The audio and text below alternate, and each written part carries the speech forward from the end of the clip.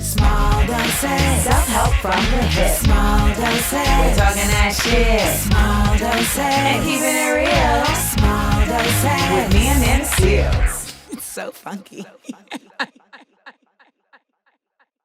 When I look at my role in like this Hollywood thing, I know that my turning point came when I was in an audition and I was playing a role. I knew the role was racist, like the way that they had crafted it and everything, but I still needed to go to the audition.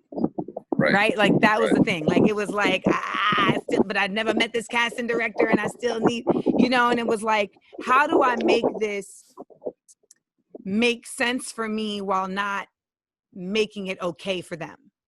Have you run into those, like, do you have any of those situations? Like, oh yeah. Yeah. Oh man. All the time. Was it Andre? I don't know if this is Andre Harrell, God bless his soul. I forgot who said this, but it was very simply put, those who you allow to define you will confine you.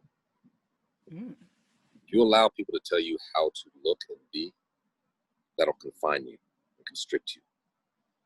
Your former moniker was Diva. You really know my word. I do. I'm serious. I'm a fan of yours.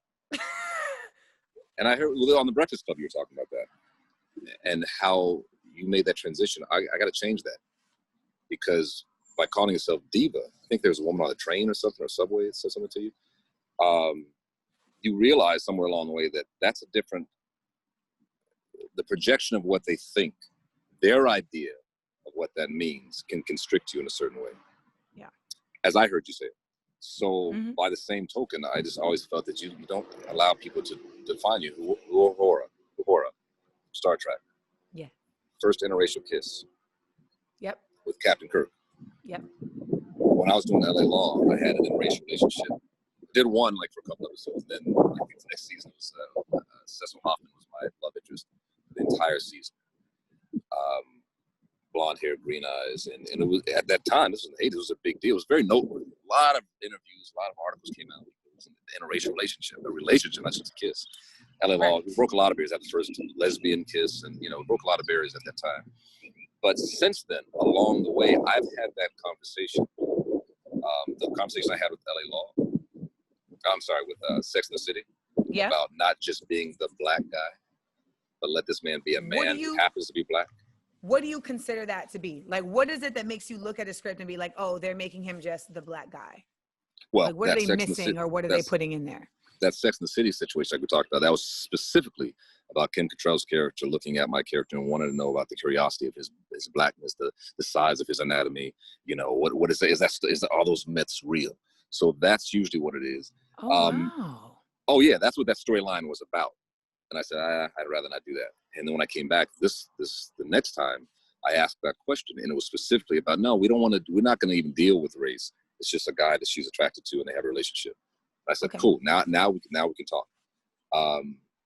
But Dirty Sexy Money was an interracial relationship. Julia Roberts, in the movie Full Frontal, was an interracial relationship. Julia Louis-Dreyfus, interracial relationship. Every time that has happened in my career, I sit down with them and say, you have to let this man be a man. If you're writing this situation and casting me to play opposite this actress who is white to deal with the interracial dynamic, I'd rather take that off the table unless we can deal with it in depth. Like dedicate an episode or a few to that.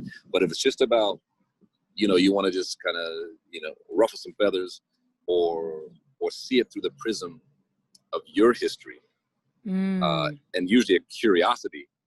That's the part. Of what this thing is. I'd rather not do that. So because you feel like a tool. Let's just take that. You feel like a tool, yeah. Like a pawn. Let's take that off the pawn. Let's take that off the table. And how about we just deal with him as a man, as you would write any other way. And I'll infuse the blackness. Let me handle that. You just write the words. I'm right. The blackness is gonna come because it's here. It don't go nowhere. It is what it is. It is what it is. Exactly. It's gonna be there. I'm not Steve. So it's gonna be a contrast. Like that's right. It's right here. I'm Omar. Let me be Omar. I'll bring Omar. I'll bring Luther. I'll do that. So what do you because the interracial thing is really interesting to me, because I do feel like a lot of times I feel like they are using Black men at this point to tell this story of like I rarely see Black men and Black women as couples like I want to see on television. Yeah, Like, yeah, me too. you know, as we are, you know, I'm on Insecure, and we are in a unique kind of hubble in that space, like, because that is actually something very conscious. But I just see so often these days where it's like Black men are positioned with white women, whether it's in print, whether it's on TV shows and film. And it does feel like I'm watching them use y'all as pawns. Like, I just feel like there was such a conversation about like, we don't want Black men in dresses because they're trying to emasculate us, et cetera, et cetera, et cetera. But now I feel like there's a sway in a different direction. So it's interesting to hear you say that, you know, you had to be very adamant about like, I'm not going to be a part of that narrative. And intentional. Did you get pushback? Not usually, not from the producers or writers. Not usually at that point in my career, because it's, you know, then it's about a conversation. Let's just talk about what this character is. Let's understand how are we going to build this character. Because they're all of these we're talking about all series except for Julia. When do you feel like when do you feel like, at what point in your career did you feel like now I can do this? Now I can be having these conversations? You know, I kind of started with that. I mean, really, one of my first jobs was One Life to Live. I was just in the game. And I remember being inspired by an interview I saw Denzel Washington do. And he said, you always, no matter what part of your career you're in, you always have the option to say no. I never forgot that. Always. So I think I started being inspired by him saying that. I was going to say. Nobody's got a gun to your head. Because the way you said it was like, once I was popping, I could say that. But I'm like, nah, I feel like off top. I should say it was easier. It gets easier. That conversation gets easier. But you know, it's interesting, that whole interracial thing. Because I don't even get that much anymore. But now it's all about, it's always playing the bad guy. But people know what they know. They see what they see. At the beginning, as I said, with LA Law, with I think it's the same name, like Uhura. How do you say it? Uhura? Mm-hmm. Yeah, Star Trek. You know, it was noteworthy. You were breaking barriers. You know, we did that on LA Law, was breaking barriers. I like breaking barriers. I like doing the unexpected. So then it was interesting. But then when, you know, those jobs kept coming, you know, I'd always find something interesting to do it. But the fact that you're dealing with an interracial relationship, that's not interesting anymore. You know, if it's just people fall in love, cool. I'm down with that. Mm-hmm. So now it's more interesting to me. So, but, you know, I like you, feel like we don't see enough Black love in movies and television. No. I want to see more of this. Why I love the opportunity to work with Octavia Spencer in Self-Made, Madam C.J. Walker's story, to love her.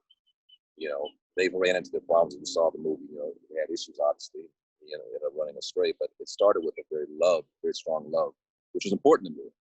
Because we have our historical documents with Madam C.J. Walker and C.J. Walker, but from all accounts, he did love her. He ended up being a womanizer, ended up being an alcoholic and everything else. But the foundation of them came together because they got together before she was baller. You know, right. They came together as a team, and he brought something to that dynamic. But for me as an actor, to tell this story in a filmic sense, Madam C.J. Walker, I very much love the idea of being able to work with my friend Octavia, but also love her and everything Octavia presents and represents. Now, it's no secret that you're a fine Black man. Like, that's a thing that I know that. And the reason why I have to say that just that plain is because we're in a business where you do need to know like certain things about how people view you in order to even navigate. And sometimes that's right. Yes. And like sometimes like on the outside, it would be like, oh, like if you're saying that about yourself, you're conceited. And it's just like, no, like I'm in a business that is so much about appearance that I have to know how people are viewing me, even to know if I want to continue to be viewed that way. So like, for instance, like I very easily could fall into the like long-haired, light-skinned Black chick, right? Like that stereotype. I'm making air quotes for folks who are just listening, right? So if I was pressing my hair straight and I was dressing a certain way and taking a certain roles all the time, like I could just be that. Like Tiffany on Insecure, I could just be that archetype very easily. But I know that like I have a certain look to me. So if I want to diversify the roles I'm playing or be taken seriously, like it means something to me that you listed me being pretty as like the last thing, because that's Absolutely. really the last thing on my list of things that I consider to be assets. Like I did a I did a red carpet one time and the woman was like, okay, so like what is your favorite part of your body? And I know she thought I was gonna say something like, you know, I think I got a cute booty, you know, or like, yo, my elbows is crazy. And I said, my brain. That's right. And she was like, oh, like that she hadn't considered, you know, because she was looking at it superficially. And I was like, you know, but that fits, right? It's a body part. She was like, no, Yeah. absolutely. Oh my God, absolutely. Oh my God, absolutely. Oh my God. And so I just wondered, like, was there any point where, well, first, let me ask you this. When you got into the game, did you consider like, okay, I'm a fine black man going into this game? Did you look at that as like an asset in terms of your tools? No, but you're so insightful. You're right. You must be aware of how people see you, so that you do not allow them to define you, because they will confine you. You have Right. to be aware. I heard Jeremy Irons say something that I loved, and he said, and I agree with. He said, basically, I'm paraphrasing, but he said, Hollywood in this business will see me as a leading man, a romantic leading man. But how he always saw himself, and how I always saw myself, was a character actor that looks like a leading man. So if you see me as that, a leading man, that's fine. And I love playing those roles, whether it's Set It Off or even Madam C.J. Walker, you know, to play that romantic lead. Yeah. I'm good with that. So that opens up a lot of doors too. Yeah. But artistically, what I get excited about are all those colors in between, the character parts. I love when I get to, gray hair or no hair or bad teeth, whatever else. But to play characters, that's much more interesting to me. So that's why these characters, whether they're so-called good guys or bad guys or lovers or fathers or whatever they may be, it's really the faults in those characters that are the most interesting to me, or the things that are not considered to be handsome or good looking. Um, those are much more interesting to me to play and explore. But do you feel like Hollywood has given you, do you feel like Hollywood looks at you for that? Like, will they give you that? See what you said? It's not about what they give. You got to take it. So there are roles that I've written or I've created or I'll do in the theater. Or I'll do in the theater that most people don't see, even on Broadway. The amount of people that saw the last run of the Soldiers play that we did pales in comparison to one show, the worst rated show I ever did on TV. just the sheer number, the quantity Right. that see it. Right. So I get my creative fix usually when I go back to the theater, because I'm challenged much more in the theater. What is it about, do you feel like as a Black actor across the spaces of film, television, and theater, can you just speak to the uniqueness of those spaces as a Black man, as a Black actor, like a Black man actor, or if there's any nuances? Well, yeah. I mean, the biggest nuance is what I just alluded to, the fact Right. that you can get away with more, and you're asked. There's more that is asked of you in the theater. But why? Well, because I think it's a very specific thing in terms of the size of the audience you're reaching, and it's limited scope in the minds of people making the decision of what people will accept. For years, people would say to us as Black actors, we can't cast you in this movie because it won't sell overseas. And if we cast you in this movie, we can't pay you the amount of money we'll pay the white boys because it won't sell overseas. So you're not as much value to us to pay you that kind of money. Yeah. Because they're not going to watch that in London and England and Scandinavia. All that's BS. Black Panther blew that out of the water. That's always been BS, actually. I mean, listen, Black actors and performers and entertainers have left America, whether it's Josephine Baker or Paul Robeson, for years, because we're more accepted internationally than in this country.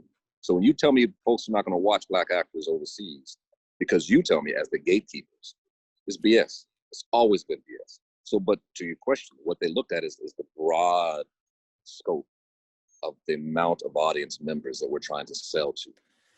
So it's a false narrative. And that's why that's when Black Panther blew up the way it did. because they checked all the boxes.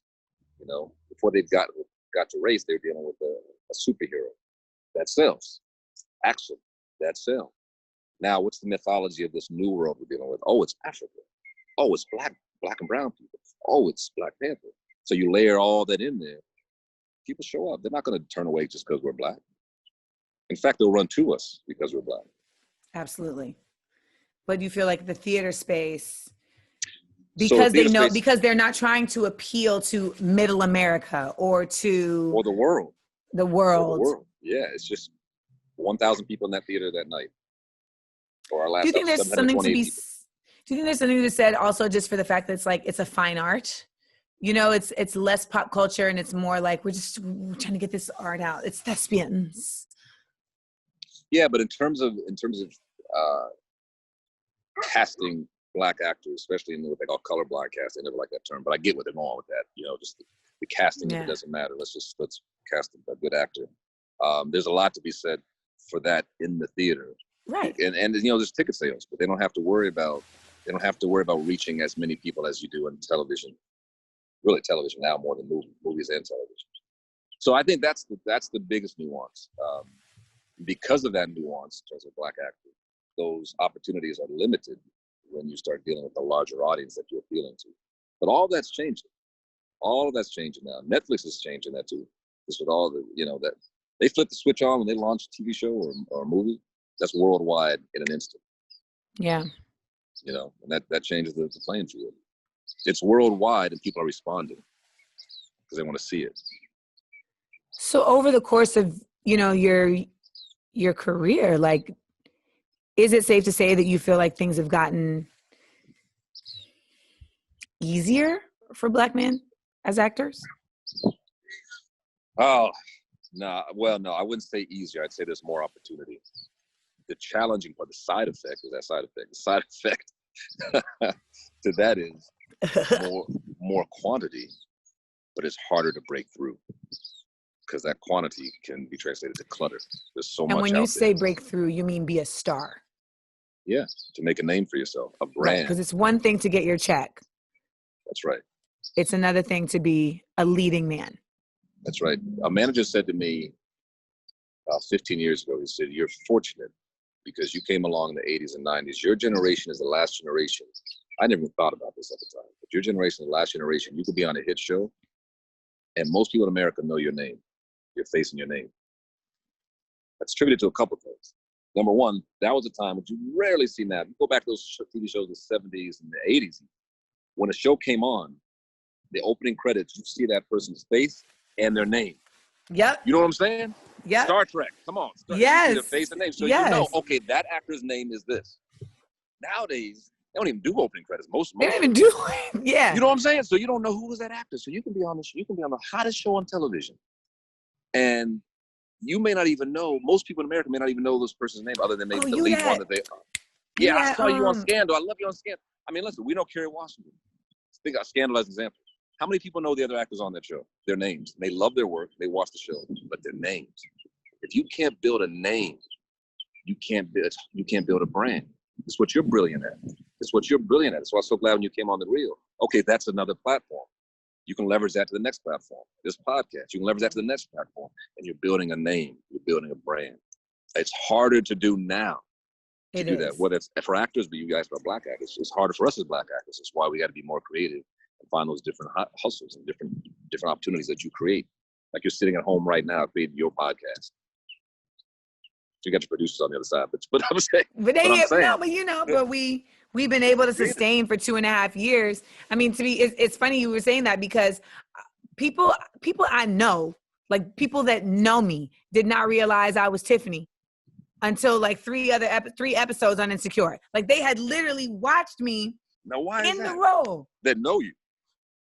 I'm like, but you know me. They're like, man, you was just acting. Like I've had more than a few people. And I'm like, I mean, thank you. But also like, damn, but it speaks to what you're saying, how it's like, you end up just watching now and it actually concerns me though, because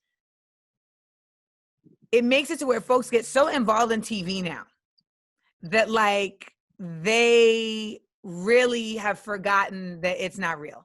You know, like Wow. I have people send me dissertation DMs about my character on the real. I mean, on real? Insecure, On Insecure? as if I'm the character. For real? What? There's people that are like, I don't like Amanda Seals because she's just like her character, and I'm like, You don't know that.